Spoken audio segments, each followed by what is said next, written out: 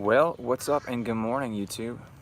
I'm making sure my chat is turned on because some people in my last coffee talk were unable to see the chat. Let's see. So I'm looking at the settings here and it says that all messages are visible. I'm slowly I'm getting better at this live YouTube thing.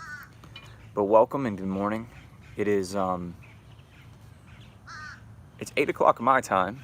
Now I'm in Eastern time today. I'm in Eastern time zone because I am in Central Florida and I'm visiting the home of my mother. And so I'm an hour ahead. I lost an hour of my life coming here, but I'll gain that hour of my life back on the return trip. So all is good. But it's 8 o'clock in the morning and I want to say good morning to everybody. I hope you have a good stout cup of coffee with you. I have one of my mom's tropical mugs here, and I'm surrounded by tropical flora, tropical vegetation.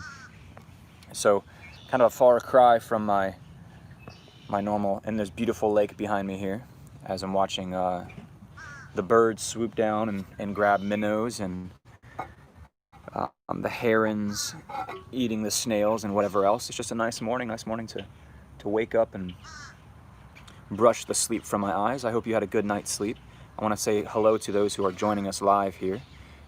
Someone go ahead and do me a favor and pop something in the comments section, just because I'm learning how to do this and I'm not sure if I can see your comments or not. I want to make sure they come up. So someone just say hi in the comments if you're watching live. So I've got some shout outs I want to do real quick to some people who have been commenting and asking questions and interacting with me through these coffee talks. But I want to say hello to Chilled Gamer, Barbara, Crypto. Hey, hello Walden, Wanda.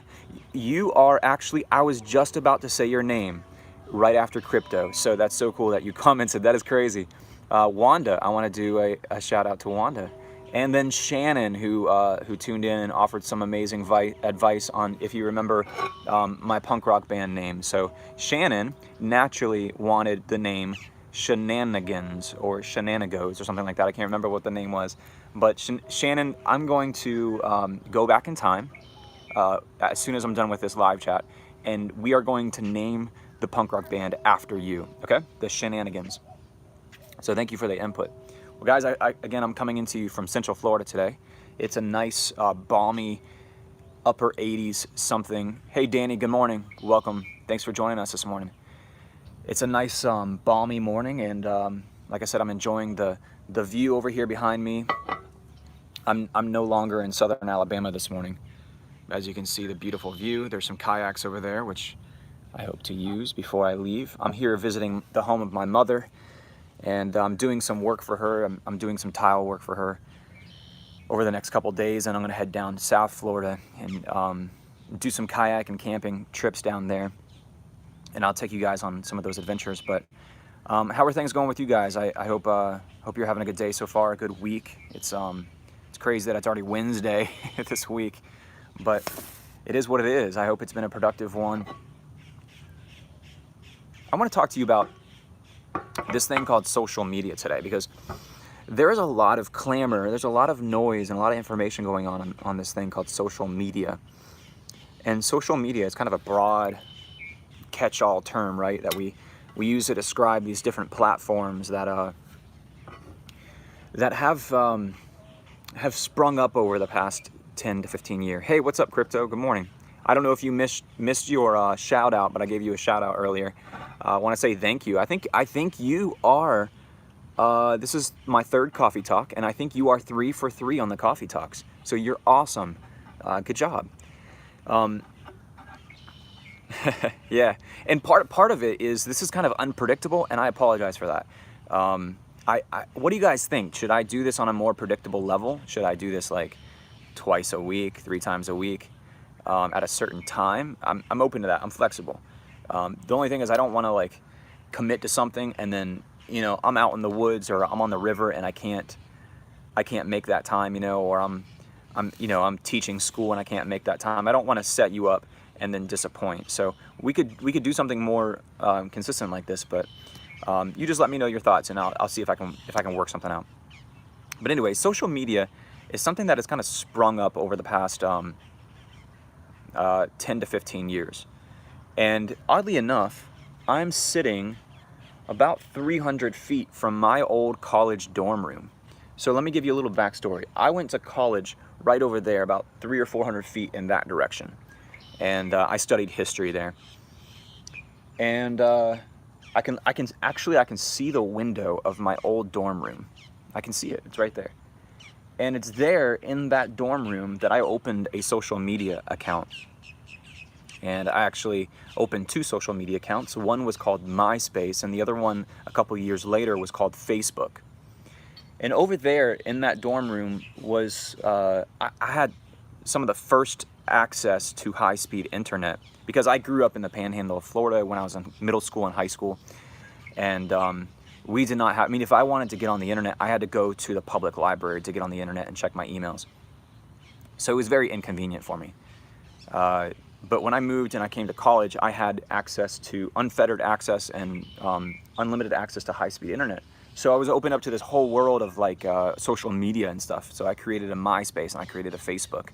And here I am, I think I'm let's see, that would have been 2005-ish, 2006 maybe. So I'm about 14 years into having a Facebook account. And I've got nothing really to show for it. I've got nothing really positive to say of it at this point. My MySpace is obviously kind of fallen by the wayside. But in terms of Facebook, I want to throw a question out there. Maybe you guys can put it in the comments section below and let me know your thoughts. Has Facebook done more positive or more negative in the world? Because when I look at the Facebook world, I look at the landscape on Facebook, I see a lot of echo chambers, and I see a lot of people creating and putting out information that they agree with and connecting with more people that they agree with. And I think that that's ultimately, it's kind of dangerous. I think that that's unhealthy for a people group. And I don't know what the percentages are, but I would say a vast majority of the people in the United States of America are on Facebook or some form of social media. Although my students say Facebook is for old people. So it's interesting how the majority of the United States of America, Facebook extension project, LifeLog. Oh, I missed that. Let me see if I can go back. I missed it, Crypto. I'm sorry. Maybe you can put it back in there. I don't know how I can go back and see it. It's interesting how I'm still learning how to do this whole reading messages thing. It's interesting how we all have a voice, right? And here I am talking to you. I don't know many of you. You don't really know me. We're getting to know each other, but you're listening to me. And if you disagree with me, all you have to do is hit a little X and it shuts me off, right? If you agree with me, you can actually affirm what I'm saying by hitting a thumbs up button. So it tells me, oh, you know, what I'm saying is popular. What I'm saying people like. Or you can just hit the X and just peace out. But it creates these little micro echo chambers, which when those echo chambers join together and connect with one another, it creates hyperpolarization. And hyperpolarization means that you have a extreme on one end and you have an extreme on the other end, and there isn't a middle place for silence or common ground, or, you know, I agree with them on this and I agree with them on this, or I disagree with them on this and I disagree with them on this. It creates a clear delineation between the two, and there's no room for any sort of middle ground, or there's no room for any silence, which is the scariest part to me in all of this. When you look out across the landscape of social media right now, you're not allowed to be silent on something. So like, I look at things, I look at issues that are politically charging, that are racially charging, that are emotionally charging right now, health related, they're hypercharging groups of people, and then what will happen is leaders of our nation will take those and say, aha, that's my issue, and then the other side of the aisle will say, that's my issue, and I stand this way on that issue, you know. And then what it does is it polarizes Americans to say, if you vote this way, or if you know, have this conviction, or if you're of this faith, then you have to look at it this way. And then it becomes this, like I said, hyper-polarized environment. So if you get on social media, or if you're a part of this social media environment, Facebook is extension of Project LifeLog. Check it out, very interesting. Okay, yeah, I've never heard of that. If you are attached to any of these social media platforms, you are expected to join one of these two extremes. And we even have the saying, silence is violence, right? It's like, I cannot say, you know what, guys? I don't have enough information on this topic to form an accurate opinion or to form a cohesive opinion.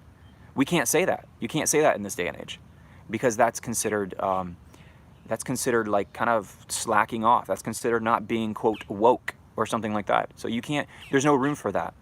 And I think that's really unfortunate, because that's kind of the camp that I fall into a little bit. It's like, well, you know what? I don't know where I stand on this issue, because this issue is a very tricky one.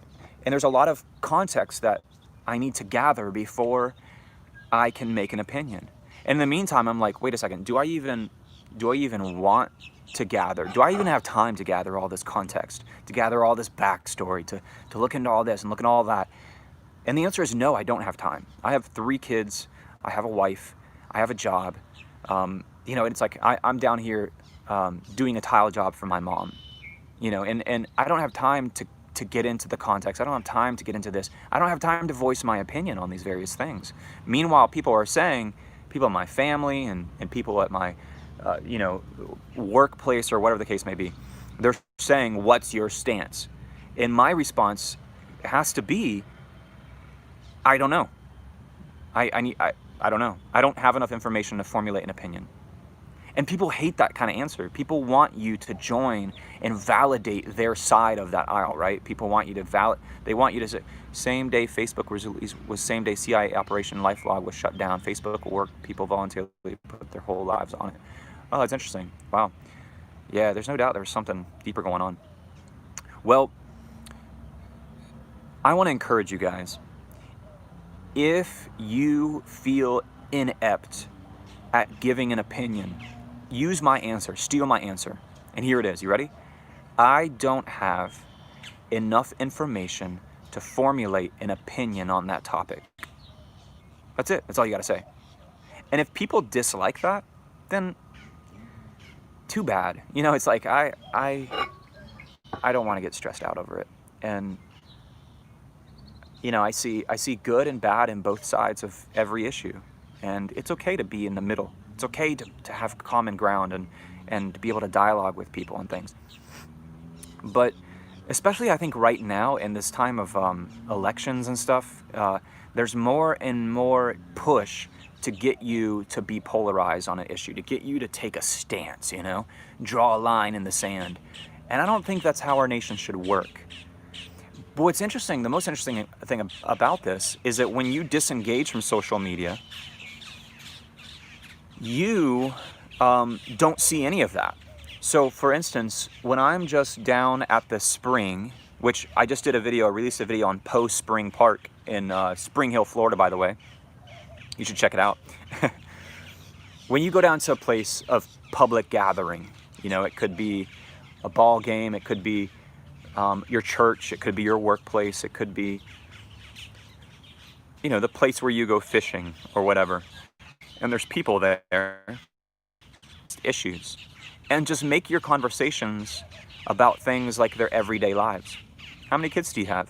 Oh yeah, where are you originally from? Oh yeah, where'd your kid go to college? Or, oh, what do you do for a living? How many grandkids do you have? How many kids do you have? You know, those sorts of questions. And you'll find that you'll have some amazing, beautiful conversations with people that you would never have had. Because you look at that person and you say, oh, they look like they are in this camp. I'm the opposite camp, so therefore I cannot communicate with this person. But I think that's really sad, that's unfortunate. And I think that's the trap that social media and also certain people who want to keep us divided, that's the kind of the trap, the cage they keep us in, is you cannot have healthy, meaningful dialogue with people who are different than you or are seemingly a part of a different group than you. But we all, have the same struggles. We all have the same doubts. We all have the same fears. We all have the same experiences. There's so much more that we have in common than we don't have in common. So that's kind of the thrust of today's conversation is get off of social media. I mean, I'm not saying to like delete your accounts or whatever, but disengage to a certain extent and engage in the real world. Volunteer somewhere. Go to your public library, check out a book, read it, check it back in, check out another one. The cycle continues. There's so much more to be gained in doing less better. That makes sense? Sometimes I feel like I do a lot kind of subpar, or I do a lot okay, but I don't want to do that. I want to pare back and do less really good. I want to do less with good quality. Does that make sense? I think that's kind of the stuff that legacies are made out of.